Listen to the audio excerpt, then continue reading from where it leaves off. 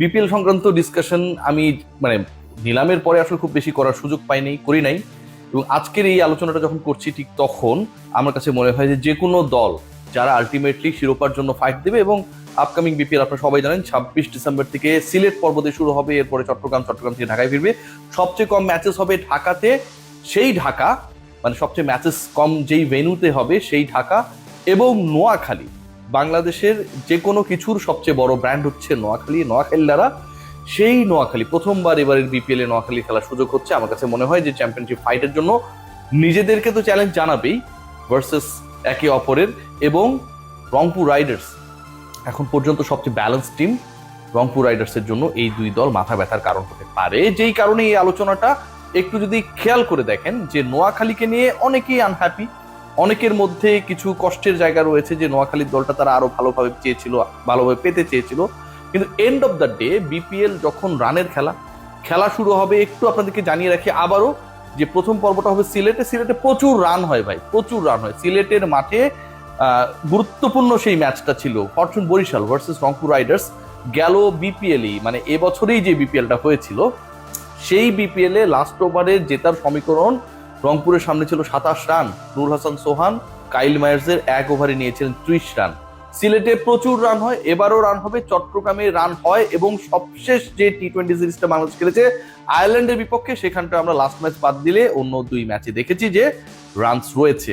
So এই যে runs রয়েছে ডিউ ফ্যাক্টর, বাংলাদেশে এবারের বিপিএল এর প্রথম 24টা ম্যাচই হবে সিলেট চট্টগ্রামে। আমার কাছে মনে হয় ব্যাটিং ডিপার্টমেন্টে যে কোনো দলের যারা ডমিনেট করবেন তারা যদি কোয়ালিটি ক্রিকেটার হন তাহলে দলের রেজাল্টে তাদের একটা বড় ভূমিকা থাকবে। Why I am discussing about Noakhali and Dhaka, why I am discussing that they could be a big challenger against Rangpur Riders. If you look at the top order batting lineup of Noakhali Express, আমরা কাদের পাই, মানে আমি আলোচনা করব basically এখানটায় opening এ কারা যাচ্ছে এবং ঢাকার ক্ষেত্রে সাব্বিরের ব্যাটিং লাইন আপটায় কত নাম্বার অবস্থানে, how many matches is going to play for Dhaka. This is very much important discussion. দেখুন, নোয়াখালীর সবচেয়ে বড় পিক, চমকের পিক যদি আপনারা বলেন ডিরেক্ট সাইনিং গুলো বাদ দিয়ে, আমার কাছে মনে হয় হাবিবুর রহমান সোহান 50 লাখ টাকায় নোয়াখালীতে গেছেন, এবং Habibur Rahman Sohan he will be the opening partner with Soumya Sarkar against the opponent. মোটামুটি এটা শিওর।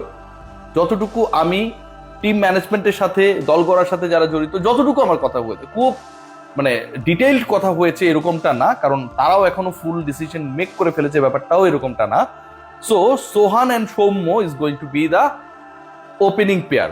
এখানটায় আরেকটা গুরুত্বপূর্ণ নাম যে কুশলের কথা আপনারা সবাই জানেন যে কুশলের আসলে ব্যাটিং অর্ডারটা কততে হবে। বাংলাদেশে এর আগে কখনো বিপিএল খেলেন নাই, শ্রীলঙ্কা পাকিস্তান সিরিজের কারণে আসলে তার ফিউচারটা কি সেটা আমাদের কাছে ক্লিয়ার না, বাট তিনি যদি অ্যাভেলেবল থাকেন তাহলে hopefully he will be number 3। Number 4-এ চার্লস কেলম্যান। এই যে টপ 4 নিয়ে আমি কথা বললাম, 4টা স্পট নিয়ে কথা বললাম, Sohan, Soumya, Kushal and the last one Charles. এই 4টা স্পটে যারা ব্যাট করবে 1 2 3 4, একজন বা দুজন দাঁড়িয়ে গেলেই, আবারও ভুলে যান পাওয়া প্লেতে এদের যে কেউ দাঁড়িয়ে গেলেই একটা দলের জন্য একটা স্মার্ট টোটালের ভিত্তি করে উঠবে। এরপরে যারা রয়েছে ব্যাট করার জন্য, খেয়াল করে দেখেন Haidar Ali from Pakistan, hitter of the balls. তারপরে জাকের আলী অনিক, মাহিদুল অঙ্কন, এই ক্রিকেটাররাও কিন্তু নোয়াখালীতে রয়েছে। আমাদের কিছুটা হলেও অ্যালার্জি রয়েছে, কিছুটা হলেও তাদের ব্যর্থতার কারণে অসন্তুষ্টি রয়েছে, বাট জাকের আলী অনিক, মাহিদুল ইসলাম অঙ্কন তাদের গিভেন ডেতে, স্পেশালি ঘরোয়া লোকাল ক্রিকেটে কিন্তু তারা পারফর্মার।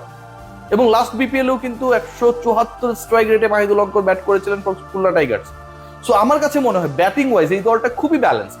নোয়াখালী ব্যাটিং ওয়াইজ খুবই ব্যালেন্সড, যে কোনো দলের এগেনস্টেই এই দলটা ভয়ঙ্কর হয়ে উঠতে পারে।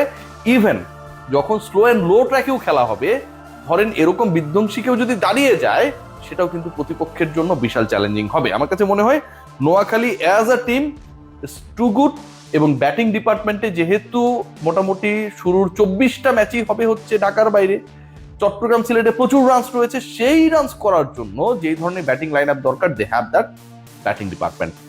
What about Dhaka Capitals? আমি ফরেন কালেকশন নিয়ে খুব বেশি হ্যাপি না। অ্যালেক্স সেলসকে নিয়ে আপনি বাজি ধরতে পারেন, কনফিডেন্স পেতে পারেন, ইটস গুড, বাট অন্য যারা রয়েছে তাদেরকে নিয়ে উসমান খান বলেন, সানাকা বলেন, আকবরী বলেন, I am not that happy. But এখানটায় লোকাল ক্রিকেটাররা আলটিমেটলি আলো ছড়াবে। ঢাকা ক্যাপিটালসের ম্যাচেসে এই ব্যাপারটা হবে, প্রত্যেকটা ম্যাচেই হবে আফটার অ্যানাউন্সিং দ্য 11 যে আপনি আসলে ঢাকা ক্যাপিটালসকে সাপোর্ট করছেন নাকি আপনি আপনার প্রিয় খেলোয়াড়ের জন্য কোনো একটা দলকে সাপোর্ট করছেন। Say for example, you are a supporter of Riders, if you are a supporter of অন্য কোনো একটা দল, ধরেন চিটোগং, বাট হোয়েন এভার আপনি দেখবেন যে 11-এ নাসির বা সাব্বির রয়েছে, and you must wait for their batting, যে তারা কখন ব্যাট করতে আসবে। আপনি যদি তারা ভালো করে, despite being a supporter of Riders, you have to support Dhaka Capitals because you have unconditional love for these two cricketers. You are having Taskin Ahmed there as well. You are having Saifuddin there as well. 68 লক্ষ টাকায় সাইফুদ্দিনের ঠিকানা হয়েছে ঢাকা ক্যাপিটালসে। এখন এবার একটু আলোচনা করি যে আমি ফরেন কালেকশনে নট দ্যাট হ্যাপি, কিন্তু লোকালে যারা রয়েছে খেয়াল করে দেখবেন যে এখানে অনেক বড় নাম নেই। লিটন কুমার দাসের মতো অনেক বড় সুপারস্টার, মুস্তাফিজের মতো অনেক বড় সুপারস্টারের নাম হয়তো এখানটায় নেই, বাট যারা আছে তারা কিন্তু গেম চেঞ্জার। এখানটায় রয়েছেন, আপনারা সবাই জানেন, সাইফ হাসান। সাইফ হাসান কি করতে পারেন, you know all. So Saif Hasan যখন এখানটায় থাকছে এবং বাংলাদেশ ন্যাশনাল টিমের ভাইস ক্যাপ্টেন, এই মুহূর্তে সবচেয়ে কনফিডেন্ট ক্রিকেটার, যেই ক্রিকেটার টপ 4 এর যে কোনো পজিশনে পারফর্ম করতে পারে, সেখানটায় সাইফ হাসান রয়েছে।